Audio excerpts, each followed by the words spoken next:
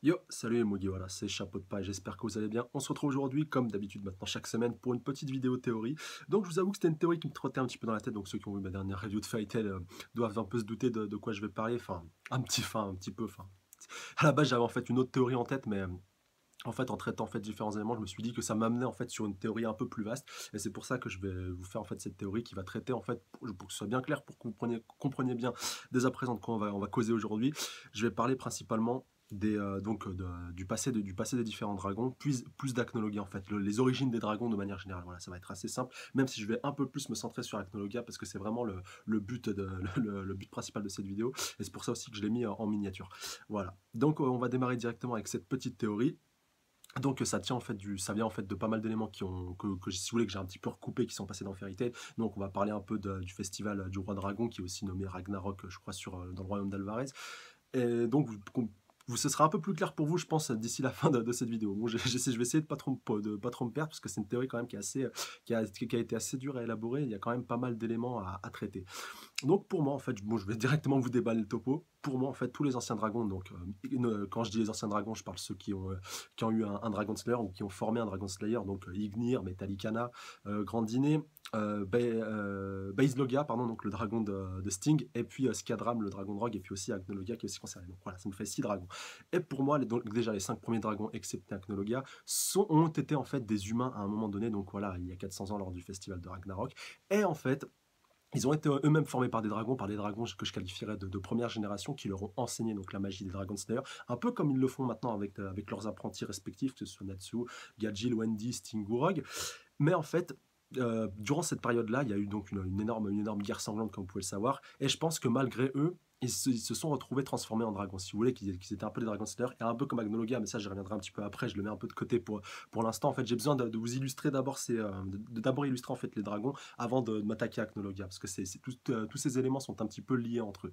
Donc je pense que ces dragons, enfin en tout cas, oui, ces dragons, maintenant on peut les qualifier de dragons, étaient des humains, comme peuvent l'être n'importe quel personnage de Fairy Tail, et donc qu'à force d'utiliser la magie des Dragon Slayer, ils se sont transformés malgré eux en dragons. Et donc, un peu pour corriger le tir et pour pas que ça arrive à leurs apprentis, à leurs disciples, ils ont, comme Ignir nous l'a appris durant l'arc de Tartaros, pardon, ils ont mis en place en fait des sortes d'anticorps dans leur corps. C'est pour ça qu'en fait ils ont fini à l'intérieur de leur corps.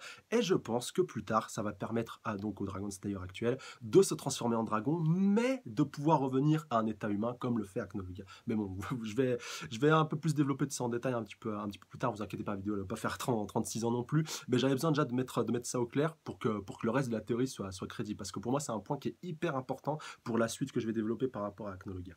Donc je continue. Un autre élément qui m'a aussi permis de consolider un peu cette théorie, c'est par rapport à Poliusica. Poliusica, comme vous le savez, donc voilà, c'est la grande dînée des Dolas. Ça a été mentionné il y a déjà quelques chapitres. Je crois que c'était juste après l'arc des Dolas, si je ne dis pas de bêtises. Enfin bref, ça a été confirmé c'est Wendy qui a reconnu l'odeur de grande dînée et son dragon sur Poliusica, et même elle, donc comme elle nous l'a affirmé elle-même, donc Poliusica, qu'elle est la grande dînée des Dolas. Donc ce qui nous prouve que les anciens dragons, c'est ça aussi un élément donc, qui me permet d'affirmer que si vous voulez les dragons, donc les grands dragons, si vous voulez, les dragons qui ont formé les Dragon Slayer, les 5 grands dragons, je vais les appeler comme ça, ce sera plus simple.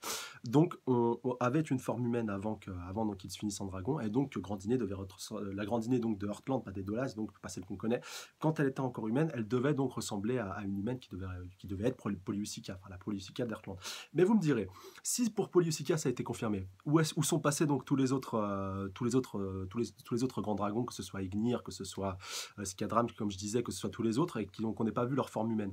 Eh ben, je pense que durant le grand festival du Roi Dragon, ils se sont tous fait tuer. Je parle bien évidemment, enfin, je parle de ceux des Dolas, bien entendu, sauf un d'entre eux qui était en fait, si vous voulez, une personne qui est devenue plus tard Acnologia. Oui, je sais, j'affabule complètement, mais pour moi, Acnologia, en fait, c'est forcément une de ces personnes. Je dirais même qu'il y a deux dragons, en fait, deux dragons des Dolas, si vous voulez, voilà, pour que vous compreniez assez bien qui sortent un petit peu du lot. Et je dirais que ce serait plutôt Ignir et Skadram. Pourquoi Ignir? Parce qu'il est le roi des dragons de feu, et c'est le seul dragon, enfin, Metallica, il n'est pas mentionné comme étant le roi des dragons d'acier, pareil pour aucun autre. Et Skadram qui sort un petit peu du lot parce qu'il est un dragon des ombres, et que Acnologia, de par son pouvoir et un peu de par sa nature, il est un des dragons qui ressemble le plus à Acnologia sous sa forme qu'il a actuellement.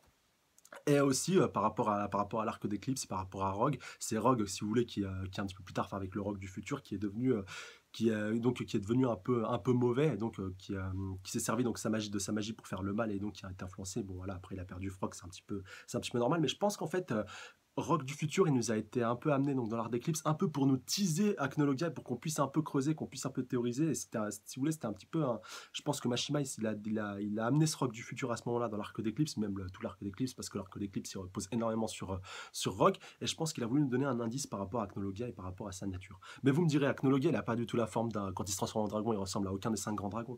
Et ben, ça va m'amener à un autre point important de cette théorie. Comme ça aussi, ça a été confirmé. Là, c'est pas de la théorie, on est dans des faits concrets qui ont été confirmés dans le manga, que Zeref est intervenu, si vous voulez, a aidé à la transformation donc d'Acnologia de chasseur de dragons, Dragon Slayer, parce que c'est un Dragon Slayer comme n'importe quel autre. Ça a aidé à sa transformation en dragon. Et je pense qu'il a dû l'aider, à l'influencer. Enfin, qu'il a influencé, qu'il a modifié un peu sa structure génétique, si bien que quand il s'est transformé en dragon, il ne ressemble plus du tout au dragon qu'il aurait dû être, enfin, parmi les cinq principaux dragons qui ont formé les Dragon Slayer. Et ça, si vous voulez, les cinq grands dragons, pardon, le savaient.